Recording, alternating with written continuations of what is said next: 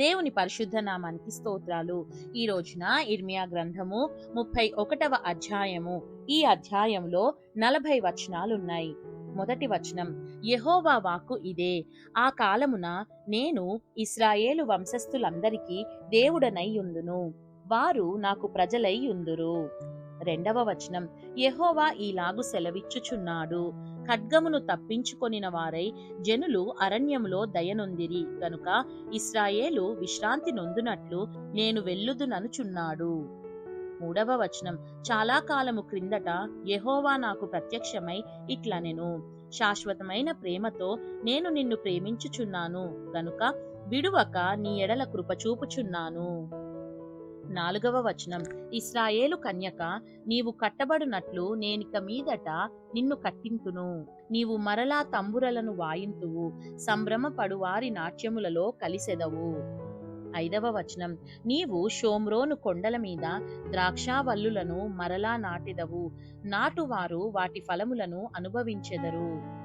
ఆరవ వచనం, ఎఫ్రాయిము పర్వతముల మీద కావలివారు కేక వేసి సియోనునకు మన దేవుడైన యెహోవా యొద్దకు పోవుదము రండని చెప్పు దినము నిర్ణయమాయెను. ఏడవ వచనం, యెహోవా ఈలాగు సెలవిచ్చుచున్నాడు, యాకోబును బట్టి సంతోషముగా పాడుడి, రాజ్యములకు శిరస్సగు జనమును బట్టి ఉత్సాహధ్వని చేయుడి, ప్రకటించుడి, స్తుతి చేయుడి, యెహోవా ఇశ్రాయేలులో శేషించిన నీ ప్రజను రక్షింపుమి అని బతిమాలుడి. ఎనిమిదవ వచనం, ఉత్తర దేశములో నుండి నేను వారిని రప్పించుచున్నాను, గ్రుడ్డివారినేమి, కుంటివారినేమి, గర్భిణులనేమి, ప్రసవించు స్త్రీలనేమి, బూది గంతముల నుండి అందరినీ సమకూర్చుచున్నాను, మహాసంఘమై వారక్కడికి తిరిగి వచ్చెదరు. తొమ్మిదవ వచనం, వారు ఏడ్చుచూ వచ్చెదరు, వారు నన్ను ప్రార్థించుచుండగా నేను వారిని నడిపించుదును, వారు తొట్రిల్లకుండా చక్కగా పోవు బాటను నీళ్ల కాలువల యొద్ద వారిని నడిపింతును, ఇశ్రాయేలునకు నేను తండ్రిని కానా, ఎఫ్రాయిము నా జ్యేష్ఠ కుమారుడు కాడా. పదవ వచనం, జనులారా యెహోవా మాట వినుడి, దూరమైన ద్వీపములలోని వారికి దాని ప్రకటింపుడి, ఇశ్రాయేలును చెదరగొట్టినవాడు వాని సమకూర్చి గొర్రెల కాపరి తన మందను కాపాడునట్లు కాపాడునని తెలియజేయుడి. 11వ వచనం, యెహోవా యాకోబు వంశస్థులను విమోచించుచున్నాడు, వారికంటే బలవంతుడైన వాని చేతిలో నుండి వారిని విడిపించుచున్నాడు.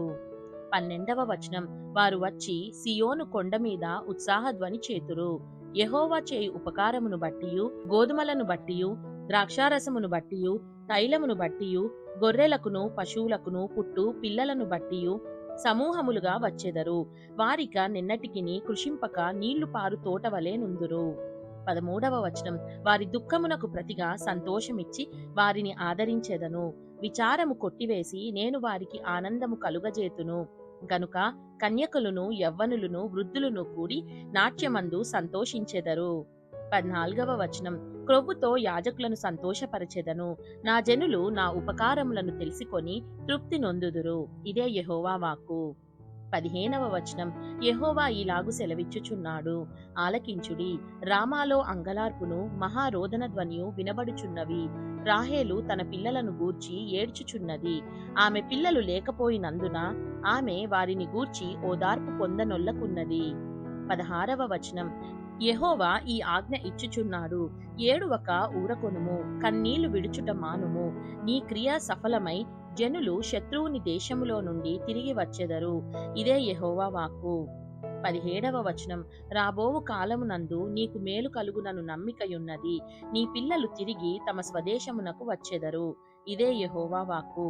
18వ వచనం, నీవు నన్ను శిక్షించితివి, కాడికి అలవాటు కాని కోడె దెబ్బలకు లోబడునట్లుగా నేను శిక్షకు లోబడుచున్నాను, నీవు నా దేవుడవైన యెహోవావు, నీవు నా మనస్సును త్రిప్పిన ఎడల నేను తిరుగుదును అని ఎఫ్రాయిము అంగలార్చుచుండగా నేను ఇప్పుడే వినుచున్నాను.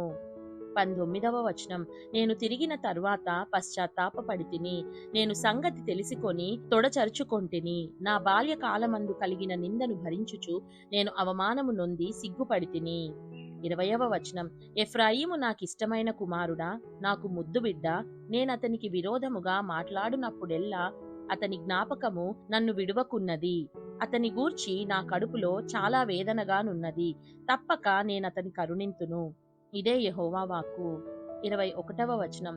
ఇశ్రాయేలు కుమారి, సరిహద్దు రాళ్లను పాతించుము, దోవచూపు స్తంభములను నిలువబెట్టుము.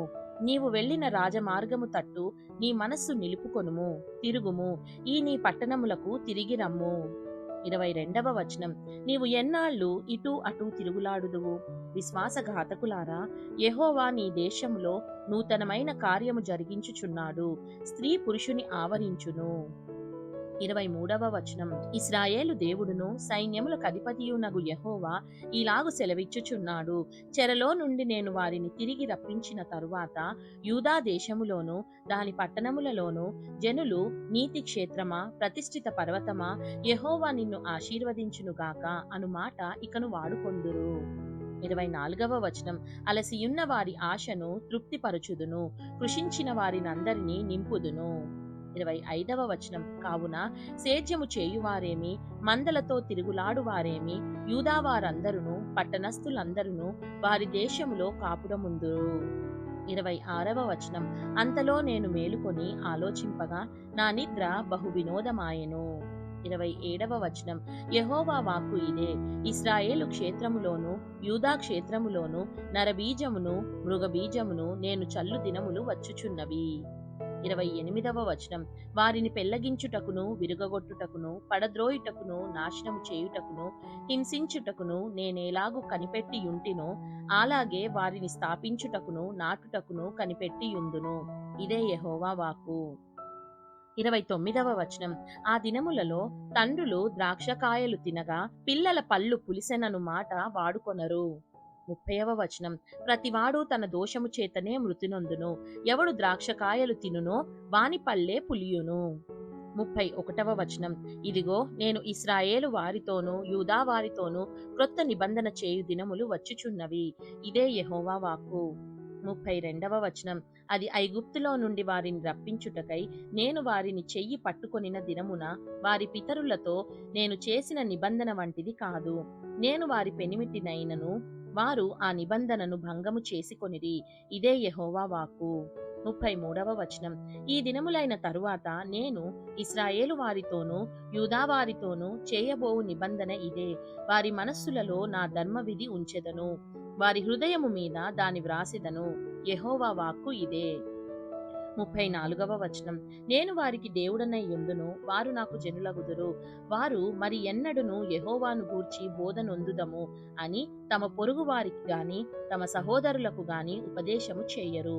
నేను వారి దోషములను క్షమించి వారి పాపములను ఇక నెన్నడును జ్ఞాపకము చేసుకొనను గనుక అల్పులేమి ఘనులేమి అందరును నన్నెరుగుదురు. ఇదే యెహోవా వాక్కు. 35వ వచనం. పగటి వెలుగుకై సూర్యుని, రాత్రి వెలుగుకై చంద్ర నక్షత్రములను నియమించువాడును, దాని తరంగములు ఘోషించునట్లు సముద్రమును రేపువాడునగు యెహోవా ఆ మాట సెలవిచ్చుచున్నాడు. సైన్యములకు అధిపతియగు యెహోవా అని ఆయనకు పేరు. 36వ వచనం. ఆ నియమములు నా సన్నిధి నుండకుండా పోయిన ఎడల ఇశ్రాయేలు సంతతి వారు నా సన్నిధిని ఎన్నడును జనముగా ఉండకుండా పోవును. ఇదే యెహోవా వాక్కు. 37వ వచనం. యెహోవా సెలవిచ్చినదేమనగా, పైనున్న ఆకాశ వైశాల్యమును కొలుచుటయు క్రిందనున్న భూమి పునాదులను పరిశోధించుటయు సఖ్యమైన ఎడల ఇశ్రాయేలు సంతానము చేసిన సమస్తమును బట్టి నేను వారినందరినీ తోసివేతును. యెహోవా వాక్కు ఇదే. 38వ వచనం. యెహోవా ఈలాగు సెలవిచ్చుచున్నాడు. రాబోవు దినములలో హనన్యేలు గోపురము మొదలుకొని మూల గుమ్మము వరకు పట్టణము యెహోవా పేరట కట్టబడును. 39వ వచనం. కొలనూలు దానికెదురుగా గారేబు కొండ వరకు పోవుచు గోయా వరకు తిరిగి సాగును. 40వ వచనం. శవములును బూడిదయు వేయబడు లోయ అంతయు కిద్రోను వాగు వరకును గుర్రముల గవిని వరకును తూర్పు దిశనున్న పొలములన్నీయు యెహోవాకు ప్రతిష్ఠితములగును. అది మరి ఎన్నడును పెళ్లగింపబడదు, పడద్రోయబడదు. దేవుడు చదవబడిన పరిశుద్ధ వాక్యాన్ని మనందరి వినికిడిలో దీవించి మనల్ని ఆశీర్వదించునుగాక. ఆమేన్.